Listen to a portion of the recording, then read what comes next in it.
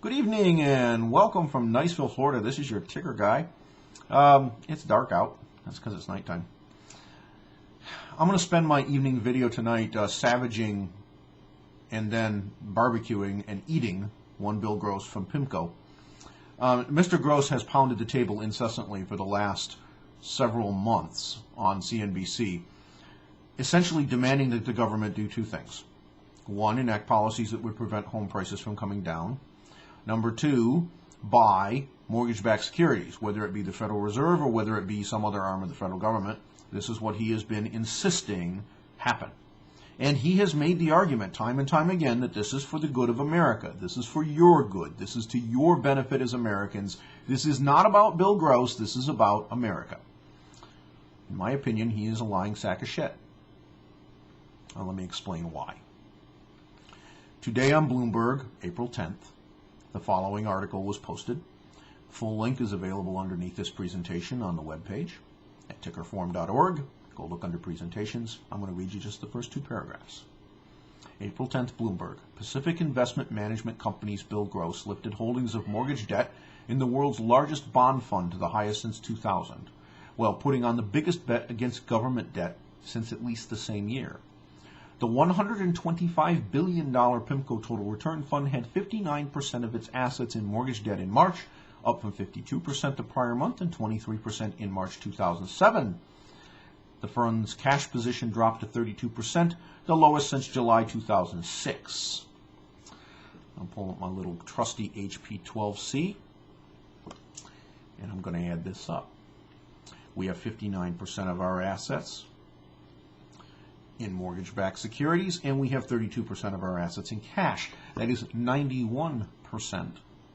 The rest are obviously in other kinds of bonds. Okay, so essentially all of the all of the bonds that Bill Gross holds are in mortgage-backed securities.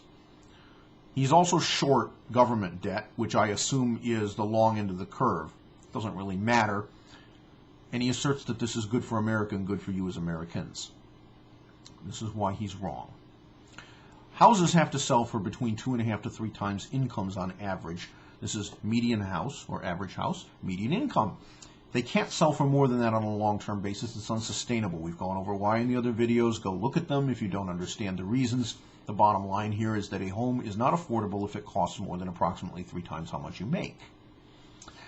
Mr. Gross's first proposal to prop up the price of homes would do two things. It would ensure that you still can't afford to buy one.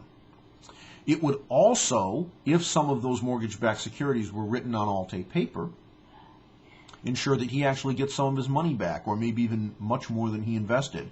You see, all that Alt-A paper is worth very little. Some of it is worth nothing. A lot of it, especially if it's home equity lines and seconds, most of it is worth 50 cents perhaps on the dollar if those homes foreclose.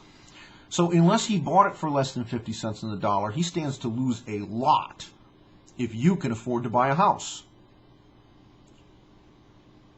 But if you can't afford to buy a house because the government props up the price, then those securities are worth more, and that means that he makes some money. That's problem number one. Problem number two is the long end of the bond curve. Bonds trade inverse to price. In other words, yield or interest rate is the opposite of price. So if you short bonds, you are expecting the price of bonds to go down and the interest rate to go up. That is the bet you're making. That is not in the best interest of Americans. Higher interest rates are good. Higher borrowing costs are good. To put this in perspective, the current mortgage rate on a 30-year fixed mortgage is somewhere between 6 and 7%. If Bill Gross was to, say, for example, cause contamination of the Federal Reserve's balance sheet or the Treasury's balance sheet by taking in, I don't know, maybe $1 trillion worth of crap Alt-A paper, thereby giving him a tidy little profit on those bonds, then the cost of government debt would rise quite precipitously and he would win again because he's short long-term government debt. Well, I am too. I own puts on the TLT, but for a different reason. I just happen to think that the Congress is going to do something that's stupid, even though it is against your interest. But the difference between Bill Gross and I is that I will tell you that if the government does this, it is bad for you. In fact, it's horrendously bad for you, because if your interest rate on your new 30-year mortgage goes from 7% today to 11 or 12, you're going to lose about 30 to 40% of your purchasing power for a house. That's bad. Okay? If you have to refinance into that environment, your payment's actually going to go up instead of down. That's bad too. So this is a disaster for everybody that's an ordinary American. But it's great for Bill Gross, because he's short long-term government debt. Now, like I said, I happen to be short. I own puts on the TLT right now. But I'm the first one to tell you that I really hope that those end up being zeros. Because it is in the best interest of America that I lose all of the money I spent on those puts, and that interest rates, borrowing costs, stay low. Bill Gross wants you to believe that it's in the best interest of America if borrowing costs go up. But it's not really in the best interest of America if he wins. Not in the least. So to recap, let's see how this works. If house prices are in some way boosted by the federal government so they don't come down, then you will not be able to afford a house because they will still cost more than 3 times annual incomes on average. This means you will have a great deal of trouble purchasing a new house if you don't currently own one. And if you do own one, you're going to have trouble selling it because people that come to buy aren't going to be able to afford it either. Furthermore, if his other bet pays off, then the cost to borrow money for 30 years in order to finance the purchase of a house is going to go up too. So you get screwed twice. But Bill makes a lot of money, and so do his investors. So Bill comes on national television and tells you this siren song about how these things that he wants to have happen. Specifically, he wants mortgage-backed securities to be purchased, and he wants home prices to be supported. He says those things are good for America, but in fact, if both of those things happen, his positions are very profitable. You, on the other hand, get screwed repeatedly. And that's how it works. So, where was the disclaimer when Bill was on CNBC? Where did he tell people that he was short government debt?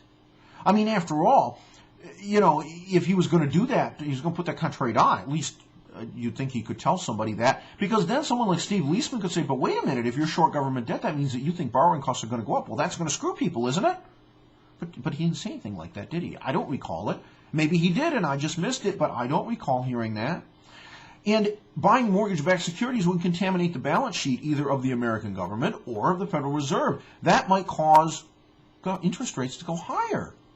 Well, that's exactly what he wants. And if he bought all these mortgage-backed securities and they were bought on, say, homes in Florida or California that are going down in value, they're probably not worth a whole lot right now. In fact, the recovery on those might be as low as 50 cents on the dollar, and it could get worse.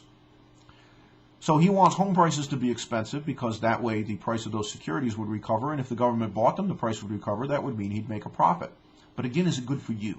No, it's not. This is the problem with the people on Wall Street. This kind of stuff I didn't realize had translated all the way out to California in in Newport Beach, but apparently it has. But on Wall Street, we hear this kind of thing all the time. What's good for America?